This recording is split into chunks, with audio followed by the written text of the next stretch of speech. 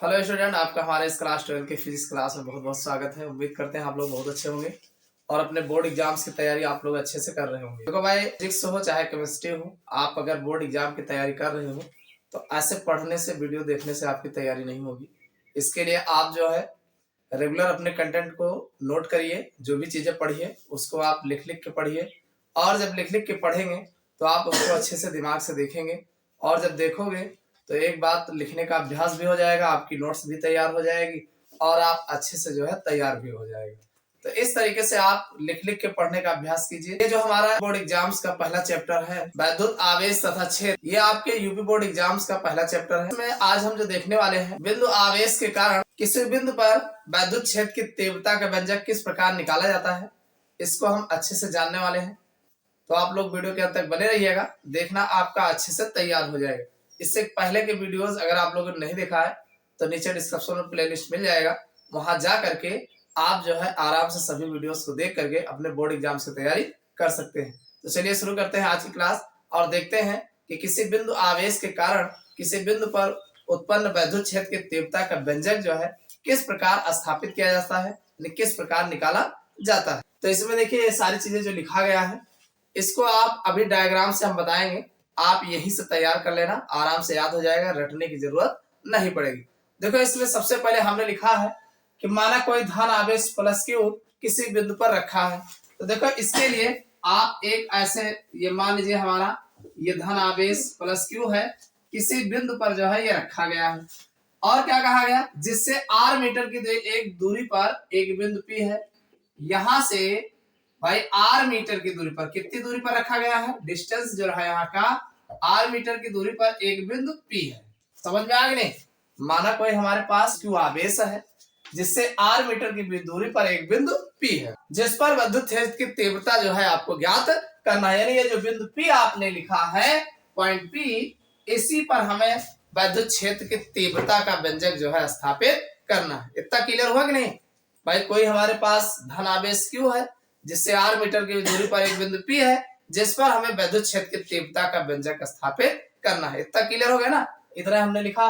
उसके बाद लिखा है कि यदि कोई बिंदु पी पर कोई परिरक्षण धन आवेश Q0 रखा हो। अब देखो एक ही आवेश है तो आकर्षण और प्रतिकर्षण पर मतलब कूलाम का नियम तो लागू नहीं होगा। कूलाम का नियम दो बिंदु आवेशों पर लागू होता है। तो इसके लिए हम यहाँ पर एक कल्पना करेंगे कि मान लीजिए कोई दूसरा यहाँ पर धन आवेश रखा हो, जिसे हम जो है Q0 मान लेते हैं। क्या मान लेते हैं? Q0, जीरो लगा देते हैं, नहीं पता नहीं है प्लस वाला है माइनस वाला है। एक दूसरा धन आवेश यहाँ पे Q0 मान लेते हैं। अब जैसे ही Q0 मानेंगे तो तुरंत जो है भाई दो बिंदु आवेशों के कारण कार्य करने वाला आकर्षण और प्रतिकर्षण बल तुरंत कूलाम का नियम यहाँ पर लागू होने लग जाएगा। भाई कूलाम का नियम क्या कहता है कि दो बिंदु आवेशों पर काम करने वाला आकर्षण और प्रतिकर्षण बल भाई दोनों आवेशों के गुणनफल के अनुक्रमानुपाती तथा उनके बीच की दूरी के वर्ग के व्युत्क्रमानुपाती होता है। यहाँ पे कूलाम का नियम लागू होता है। तो अब ये प्लस क्यू हो गया, ये Q0 हो गया। अब इस पर आराम से आप कूलाम का नियम लगा सकते हो। समझ में आया कि नहीं? तो वही हमने लिखा है कि यदि बिंदु P पर कोई परिरक्षण धन आवेश Q0 रखा हो तो कूलाम के नियमानुसार तुरंत कूलाम का नियम फिट होता है। यहाँ पे नियमानुसार दोनों आवेशों के मध्य लगने वाला आकर्षण अथवा प्रतिकर्षण बल, अब तुरंत बल निकाल सकते हैं ना। तो भाई कूलाम का नियम क्या कहता है? भाई कूलाम का नियम कहता है आकर्षण और प्रतिकर्षण बल जो लगता है F बराबर क्या है, 1/4 पाई एप्सिलॉन 0, और फिर यहाँ पे भाई Q और Q0 है तो Q0 अपान आर स्क्वायर, यही तो कूलाम का नियम है। F बराबर 1/4 pi epsilon 0 Q0 upon R square हो जाएगा। क्लियर? अब एक चीज आप जानते हो, हमें यहाँ निकालना क्या है, विद्युत क्षेत्र की तीव्रता निकालना है। और विद्युत क्षेत्र की तीव्रता का जो आपको व्यंजक पता है, E बराबर क्या होता है भाई, F अपान Q0 होता है। आपको अच्छे से पता है कि विद्युत क्षेत्र की तीव्रता का जो व्यंजक होता है E बराबर F अपान Q0। ये हमने आपको विद्युत क्षेत्र की तीव्रता के बारे में बताया है कि एकांक धन आवेश पर लगने वाला जो बल होता है, एकांक धन आवेश पर यानी विद्युत क्षेत्र में स्थित एकांक धन आवेश पर जो बल कार्य करता है वो उसकी विद्युत क्षेत्र की तीव्रता को प्रदर्शित करता है। तो भाई अब यहाँ पर विद्युत क्षेत्र की तीव्रता पर ये बल कार्य करेगा, कोई आवेश धन आवेश पर, कोई आवेश पर, तो यह E बराबर F अपान Q0 हो जाएगा। इतना आपको क्लियर होगा? अब चलिए देखते हैं यहाँ जो F लिखा है इस F वाले को उठा के रख देते हैं इसी पे। समझ में आ गए? तो ये आप जब यहाँ पर रखेंगे तो F की वैल्यू आपका ऊपर दे रखा है 1/4 पाई एप्सिलॉन 0 ये हो जाएगा, और ये Q0 हो जाएगा, और बटे में R स्क्वायर है, और ये भी बटे में Q0 है, तो ये भी आपका Q0 हो जाएगा। एक यहाँ पर आप देख रहे हैं Q0 कैंसिल हो जाएगा, तो आपकी विद्युत क्षेत्र की तीव्रता E बराबर जो निकल के आ जाएगा 1/4 पाई एप्सिलॉन 0 और ये Q/R स्क्वायर। यही जो है बिंदु आवेश के कारण जो विद्युत क्षेत्र में विद्युत क्षेत्र की तीव्रता होती है इसका व्यंजक निकल के आ जाएगा। भाई E बराबर विद्युत क्षेत्र की तीव्रता E बराबर होता है 1/4 पाई एप्सिलॉन 0 Q/R स्क्वायर। समझ में आया कि नहीं?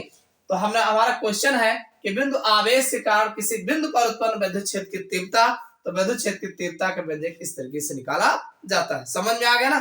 आराम से लिख। काफी ज्यादा इंपॉर्टेंट है, आपके बोर्ड एग्जाम्स में कई बार पूछे गए हैं, तो इसको हल्के में मत लीजिएगा। बड़ा आसान है, कुछ नहीं करना है, बस बता देना है माना हमारे पास कोई धन आवेश प्लस Q है जिससे R मीटर की दूरी पर एक बिंदु P है जिस पर हमें विद्युत क्षेत्र की तीव्रता ज्ञात करनी है। हमारा बिंदु P पर हम अगर कोई परिरक्षण धन आवेश Q0 कल्पना करते हैं, मान लेते हैं, तो कूलाम का नियम लागू हो जाएगा। कूलाम के नियमानुसार दो आवेशों के मध्य कार्य करने वाला जो आकर्षण और प्रतिकर्षण बल होता है, दोनों आवेशों के गुणनफल के अनुक्रमानुपाती तथा उनके बीच की दूरी के वर्ग के व्युत्क्रमानुपाती होता है। कूलाम का नियम कहता है, तुरंत आप F बराबर कूलाम यहाँ पर लिख देंगे, और लिखने के बाद E बराबर आपको पता है F/Q0 होगा। आराम से वैल्यू रख देंगे, जो कटेगा काट देंगे, विद्युत क्षेत्र की तीव्रता निकल के आ जाएगी। समझ में आ गया होगा? ये वीडियो आपको कैसा लगा कमेंट करके जरूर बताइएगा। वीडियो को लाइक नहीं किया हो लाइक कर दीजिएगा, चैनल पर नया सब्सक्राइब कर लेना। फिर मिलते हैं अगले क्लास में किसी नए टॉपिक के साथ।